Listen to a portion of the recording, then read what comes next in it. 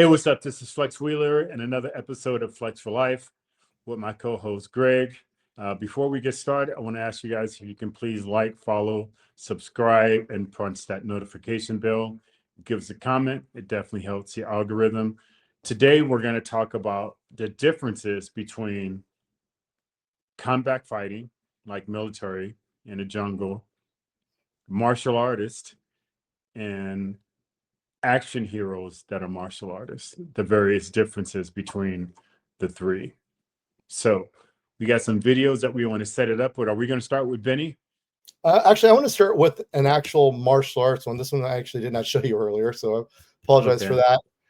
This is the first martial art that I did, which is called Shotokan. And this is just Shotokan. Yeah, I did. This is just a guy doing a Shotokan kata. It's called Heian Nidan. Oh, Heian Nidan. Yeah, it's one of the basic ones. Yeah.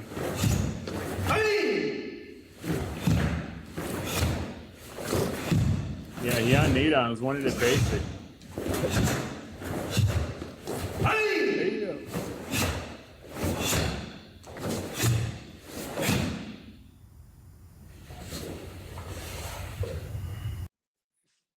So that was pure martial arts. I guess we could bring up other videos of people doing wushu or even silat or just about anything else out there. Basically, every continent has its own version of martial arts, right? Right. So I guess we're going over the differences between martial arts, which is one thing, competitive fighters. Actually, we'll bring up before we go into Benny, because Benny's kind of one of the few crossovers that works well. Let's bring up a fighter who you know well. Actually, this is her first amateur fight. Actually. Oh, yeah, I recognize that torturous young lady in the red shin pads. That is a Flex Wheeler sponsored athlete, undefeated Muay Thai fighter. And also Greg's daughter, and she is an absolute beast. Jeez. So this was actually her amateur debut. The other girl in the all black is, I believe, a 24-year-old who's had about 5 or 6 fights by this point. Neely had just graduated high school 3 months prior to this.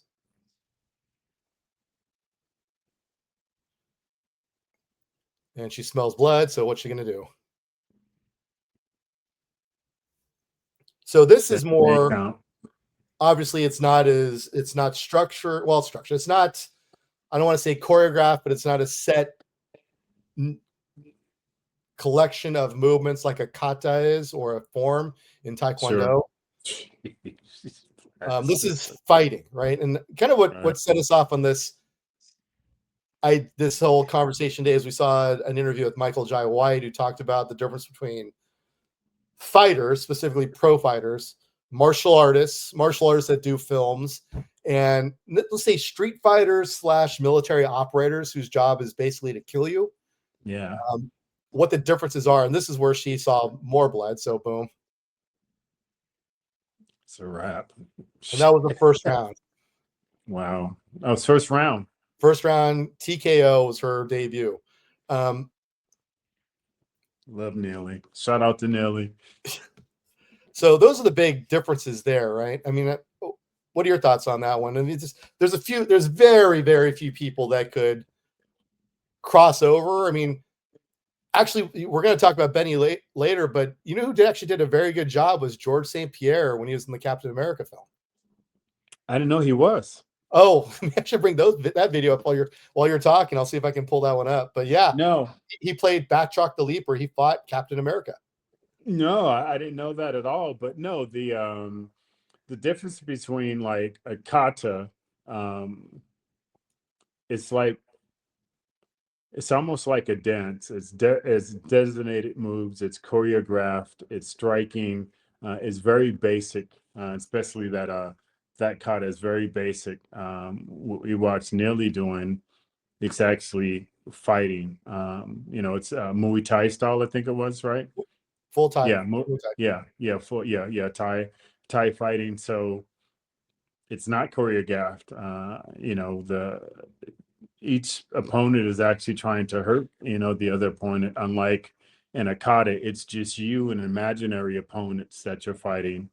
Where you see Nilly is no imaginary opponent; she's right there in front of you. So there's a massive difference. But I do know a lot of great kata people became great stars in films because it's locking out a kick and holding it. It's throwing techniques that can be visually seen, so you could see every move that person was making in that kata. But in a fight with Nilly, no, it wasn't pretty. You couldn't really see it. If you didn't understand that style of fighting, you didn't know what was going on other than just two people hitting and kicking each other, and you probably didn't really understand the philosophy behind it. Yeah, and it's and she'll probably tell you straight up herself. I mean, well, she did some like parkour and other things earlier on in her life, but that doesn't set her up to be a movie star, or she's never done any traditional martial arts like I did. If you don't love Brazilian jiu-jitsu in there, but she's never done any of that stuff, so she's not really geared for that. Could she learn it? Possible, but basically we're talking the crossover is a pretty big barren trench to try to get over it. An actual fighter becoming a movie star. Well, I mean, there's been a few, right? So we're going to go into one that's probably the best to ever do this, right? So this is Benny the Jet Urquidez, who was also a world champion kickboxer and different forms of kickboxing. He did Muay Thai style, he did full contact rules, everything, and then he's actually fought full contact. He also did point fighting. Also, he started off with point fighting. Yeah, I remember this. Back at his time, this was considered the best fight sequence ever in history. They're one of the best.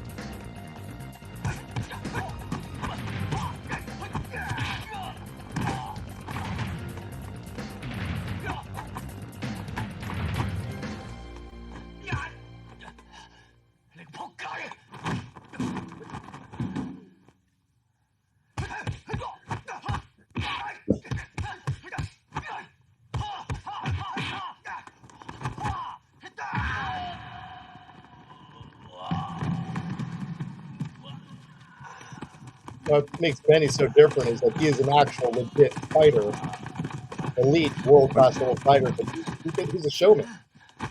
Yeah, he is. Obviously, Jackie Chan is.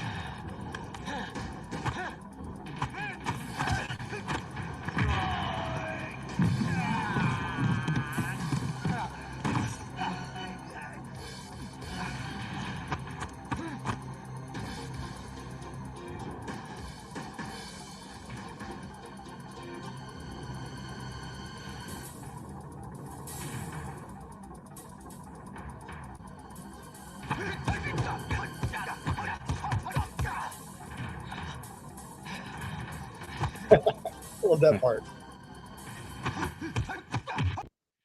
Now, some of the differences there, we'll rewind a little bit. Benny, the actual fighter, would never cross his hands like this as far as blocking, let's say, the right hand with his left hand, with the opposite right hand. It opens him up. No. He would never block like that in an actual fight. We'll see actually. Yeah. That's the difference between here with one of his actual fights. So this is Benny in a red. Yep. See, his hands are different. When he kicks his hands stay where they are versus he made it more showman-y.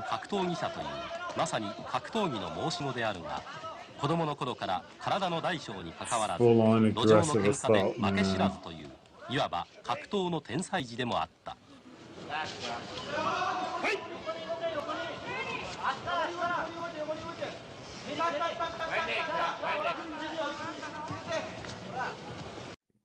So you see the differences, right? I mean, it's the fighter, even Benny the fighter, or Benny the actor. Now, found one.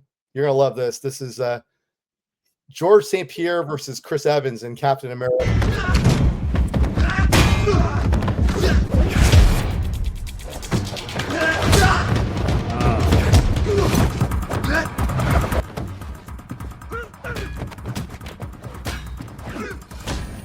When he did the Superman punch, he knew that was GSP.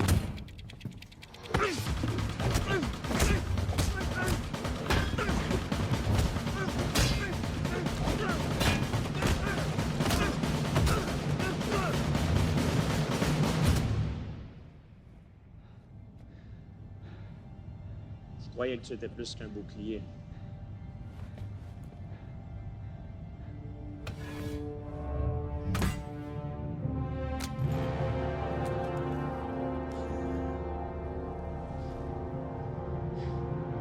On va voir.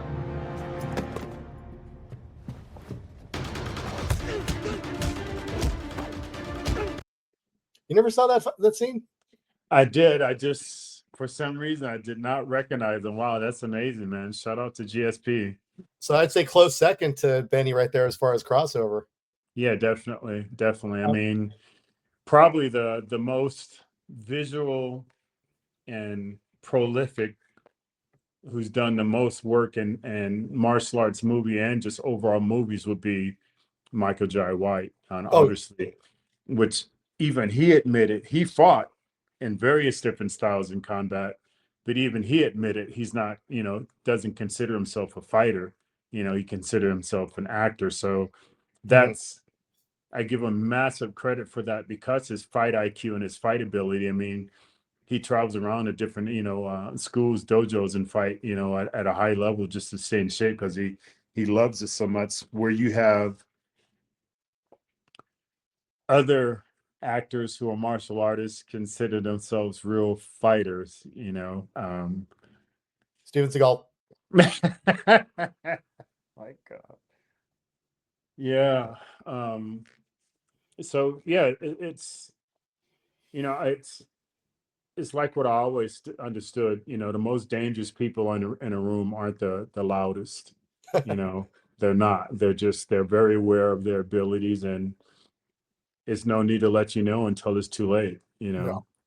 Well, it goes both ways because I know I can think of a prolific fighter who didn't end her career all that great, but she put the UFC women's divisions on the map. Who, when she transitioned over to movies, not only was her acting horrific, but her fighting scenes were not great either. And it also did not translate into the world of pro wrestling. Ronda Rousey. Same thing with, Yeah.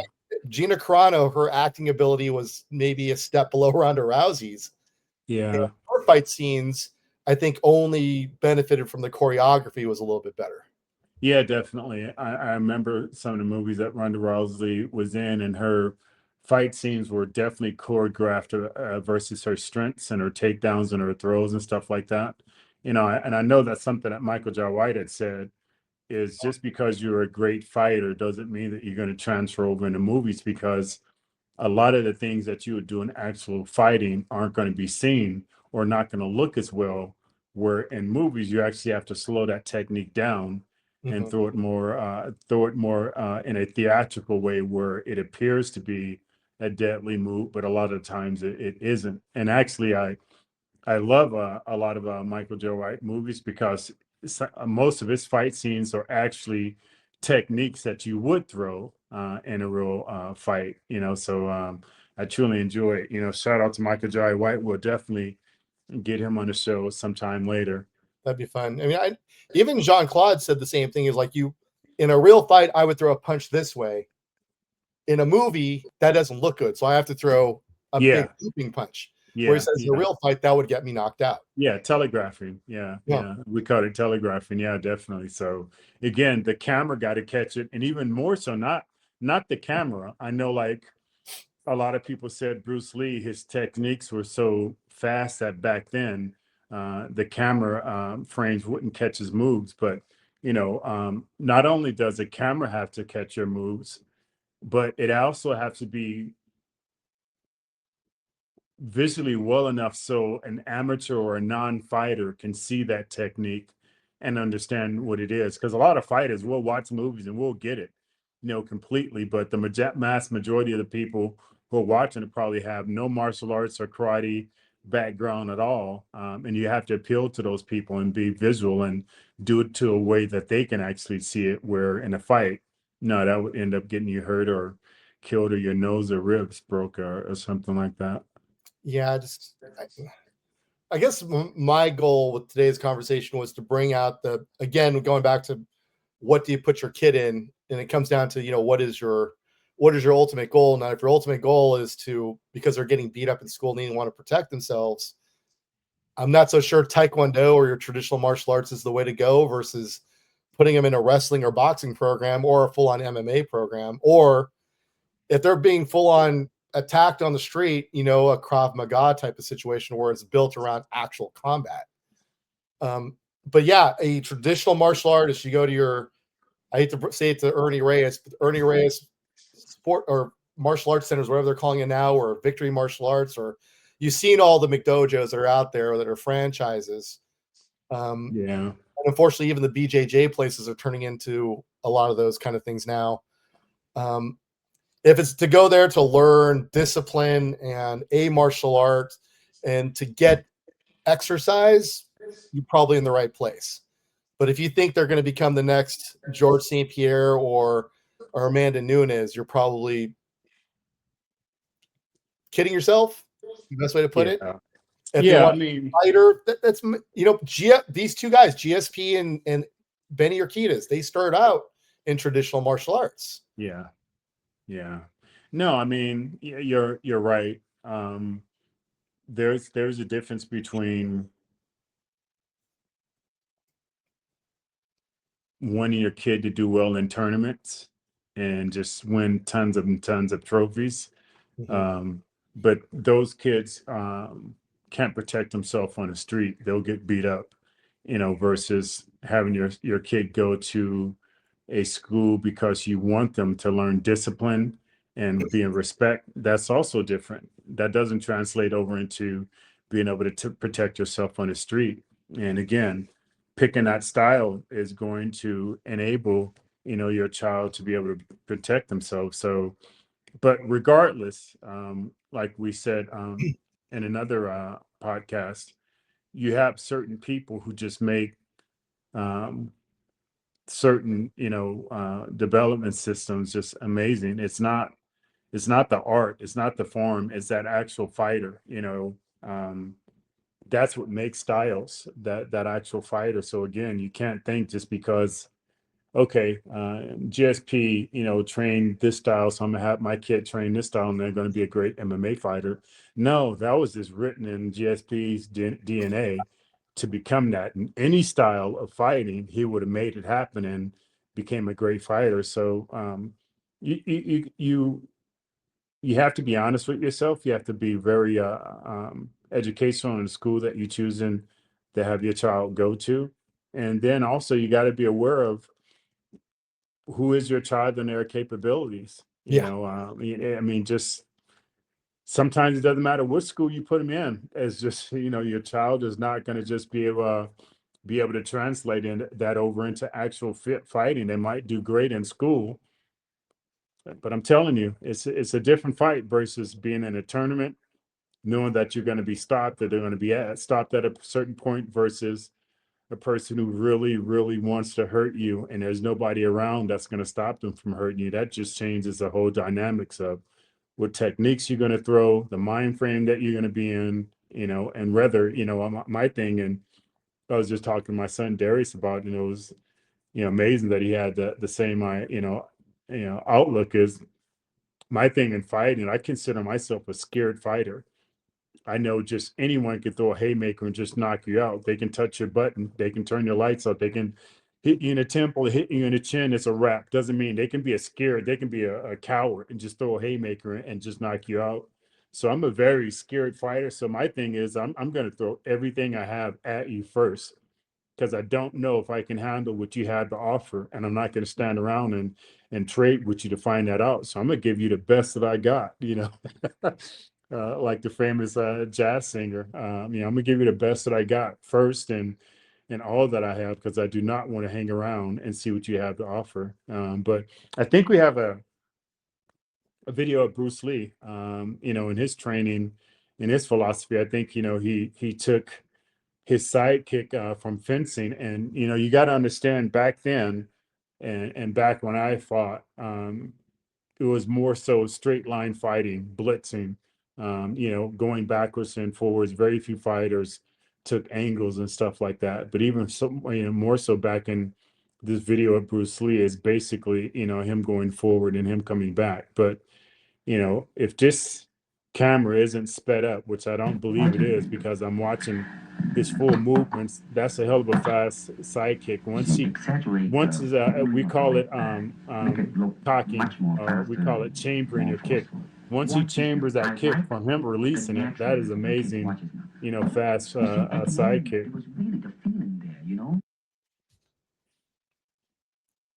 Once he chambers his kick, it comes out incredibly fast. But even the thing about it is, we can look at a video. Anybody can look at a video and destroy it and say what they're not doing right. Oh, they should have did this. The hand placement are there, but it's completely different when you're standing in front of that person and they're throwing that technique at you. You don't have the ability to break things down like that. Yeah.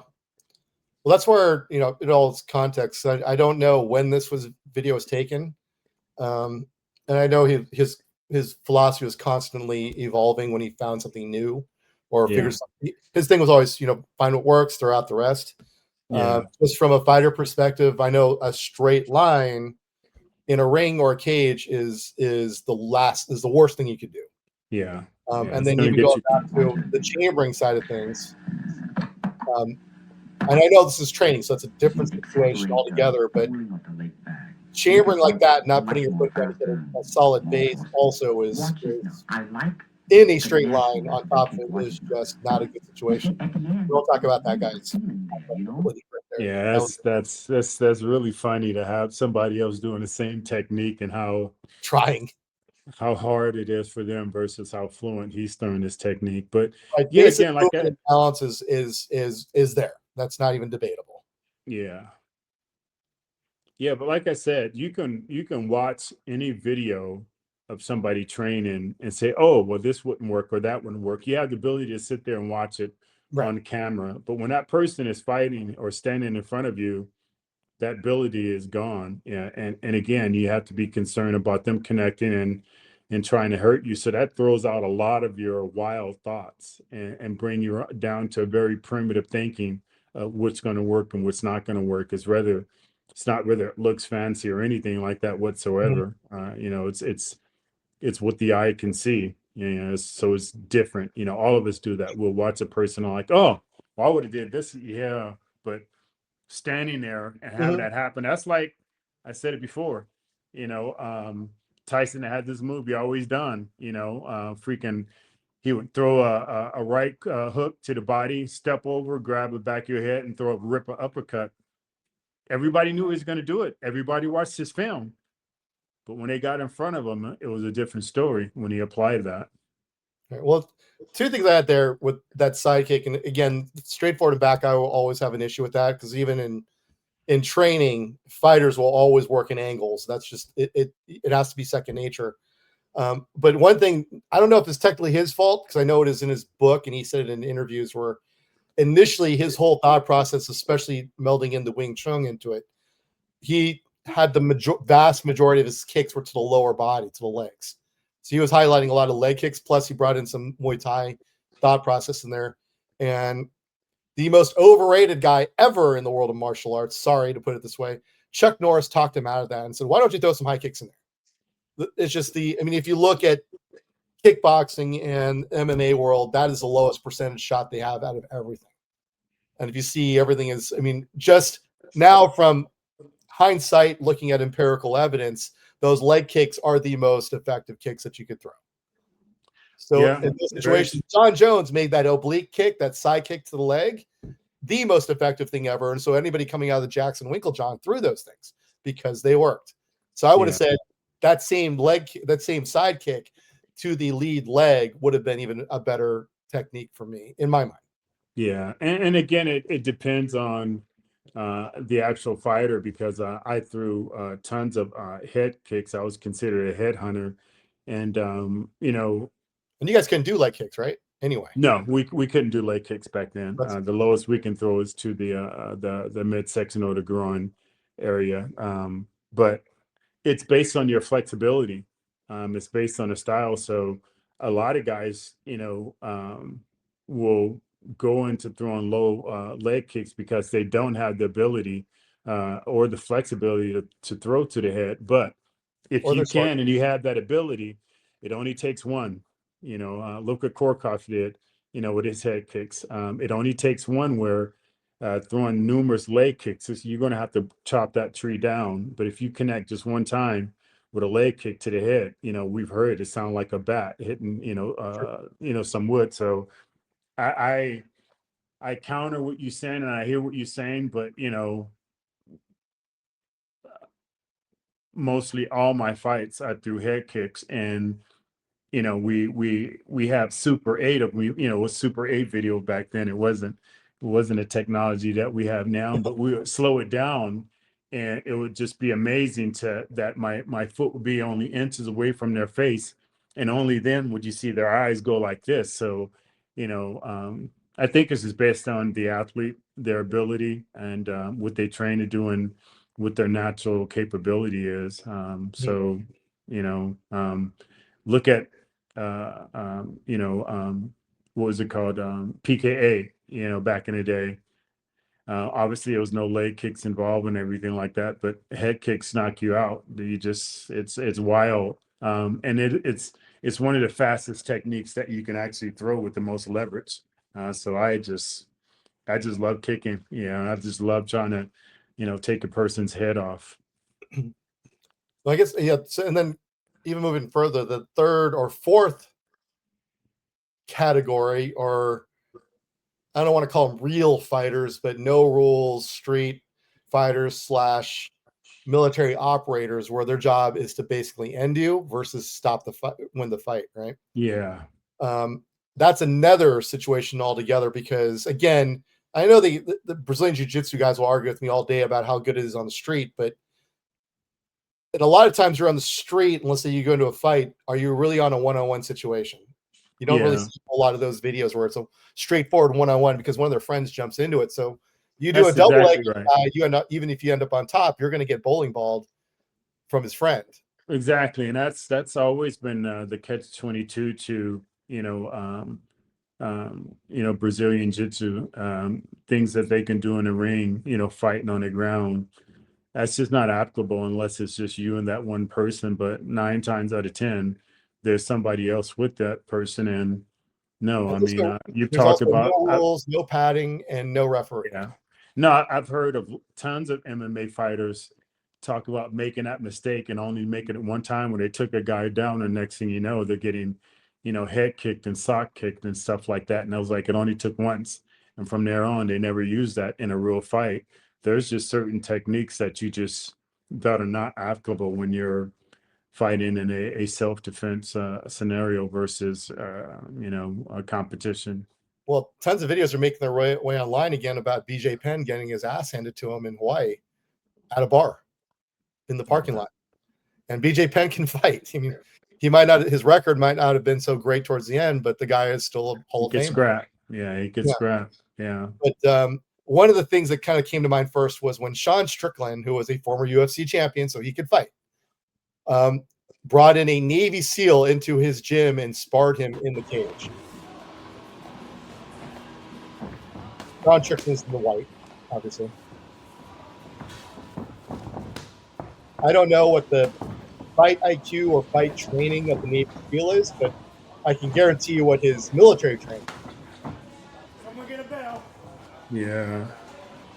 And it looks like he's had some training in the ring or in a cage. But Someone give me a bell. Sean Strickland, as much of an asshole as I think he is and a complete moron, he is an elite level fighter.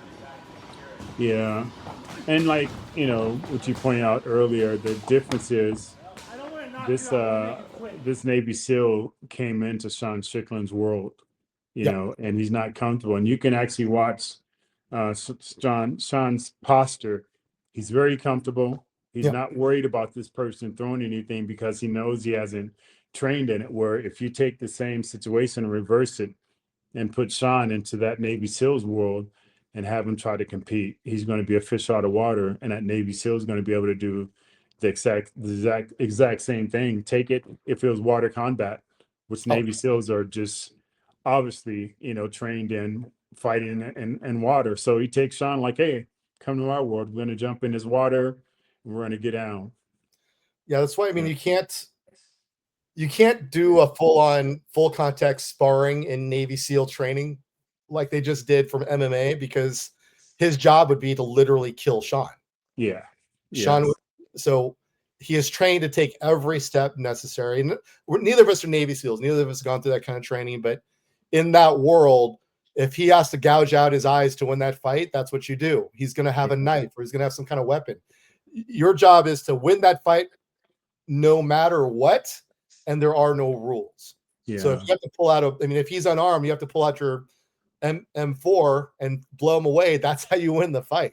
Yeah. Or your job is to kill him before he even knows you're there. Yeah, and their hand-to-hand combat training at the elite level, not the basic, right? But at the elite level, isn't about finding out what that other person has to offer. It's giving them the best that you got and ending that, that situation, so that that situation never becomes a situation again. So taking that person's life or putting them in a position where they're going to be definitely hindered or maimed or something like that. So it's different. So in that video, not knowing Sean or anything like that, and obviously he's a great fighter. He fought way higher level than I ever have. Obviously, it's a great accomplished fighter, but you're taking this person and you're putting them in your world where you're very comfortable and you're a professional, and it's just, it's not fair. And I've seen some high level uh, Army or Navy fighters who actually fought in MMA and actually done fairly well. And a lot of people would say, "Oh, see, he got beat." It is different fighting, knowing that it's going to be stopped or you can be tapped out of something like that, versus I need to take this person's life and I need to end this scenario. So it's very different. Yeah, so it's an interesting conversation today about that. It's like, I know that some of these interviews they threw out hypotheticals, and the only one who pretty much everybody could beat was Steven Seagal. But they threw out, what if prime Bruce Lee? So you're taking 1969 Bruce Lee, you put him against, Michael J. White said that he thought Jackie Chan would beat him just because of his size differential. But a 135 or out of the UFC, if we're fighting UFC rules, you'd have to take the UFC fighter just because of the amount of, you're taking 1969 Bruce Lee, what he knows then in his prime, against a guy who's trained to fight in current UFC 5-minute rules. It's again, you're taking him out of his world and putting him in yours.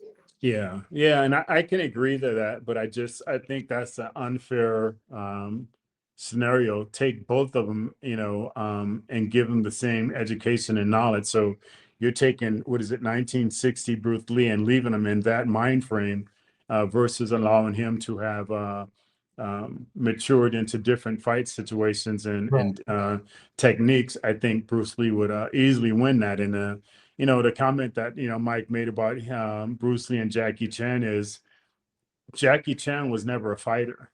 He's never fought. He was a trained martial artist, and he was trained to do movies, where Bruce Lee actually fought on the street for his life. So I think it's very different, and the mind frame and the techniques that they would have thrown. I don't think Jackie would have won that fight at all. I think just the brutalization that Bruce would have brought to the fight would have been very different.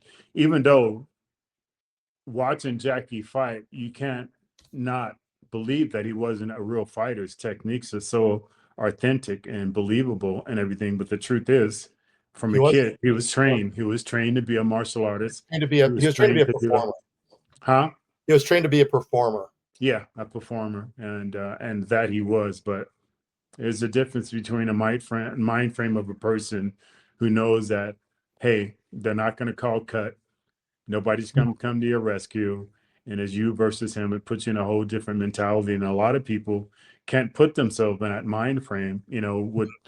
What our men and women do to when they are in actual combat and fighting, a lot of people can't do that. They can't switch over to that mind frame of having to take a life, or having to do battle knowing that your life can be taken.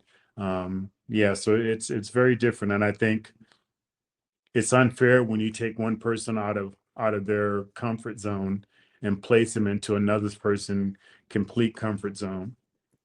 Right. I think that solidifies our argument, though, that a martial artist, even a very accomplished elite martial artist, is not a fighter, and a fighter also is not technically a martial artist. I mean, you can almost say it's martial arts and martial sports.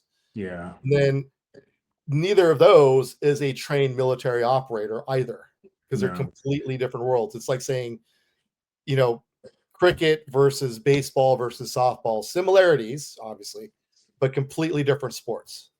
Yeah, definitely completely different mind frames, and the way they trained and got to their level is completely different. So, I don't think it's a fair assessment to take any of them and put in another person's world, because you're going to be uncomfortable. You have to make that playing field even. If you Very lopsided, few crossed over successfully. yeah, very few, very few, very few. But there you have it, another episode of Flex for Life with my co-host Greg. Again, please like, share, subscribe, comment. Leave us a comment if you have any ideas that you want us to do a topic on or a video about. Until next time, we're out.